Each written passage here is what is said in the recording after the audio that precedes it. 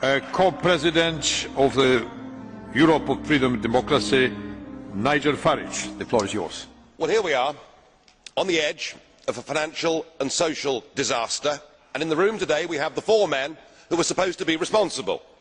And yet we've listened to the dullest, most technocratic speeches I've ever heard. You are all in denial. By any objective measure, the euro is a failure.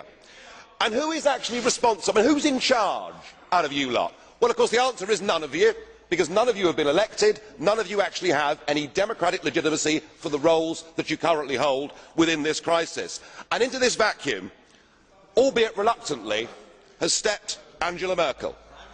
And we are now living in a German-dominated Europe. Something that the European project was actually supposed to stop. Something that those that went before us actually paid a heavy price in blood to prevent. I don't want to live in a German-dominated Europe, and nor do the citizens of Europe.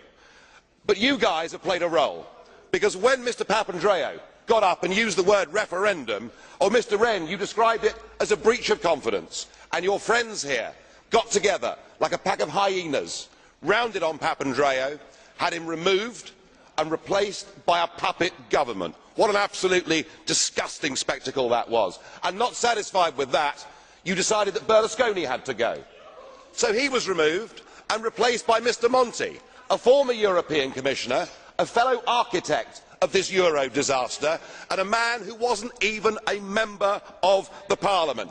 It's getting like an Agatha Christie novel, where we're trying to sort of work out who's the next person that's going to be bumped off. The difference is we know who the villains are. You should all be held accountable for what you've done. You should all be fired. And I have to say, Mr Van Rompuy, 18 months ago when we first met, I was wrong about you. I said you'd be the quiet assassin of nation-state democracy, but you're not anymore. You're rather noisy about it, aren't you? You, an unelected man, went to Italy and said this is not the time for elections, but the time for actions. What in God's name gives you the right to say that to the Italian people? Thank you. Then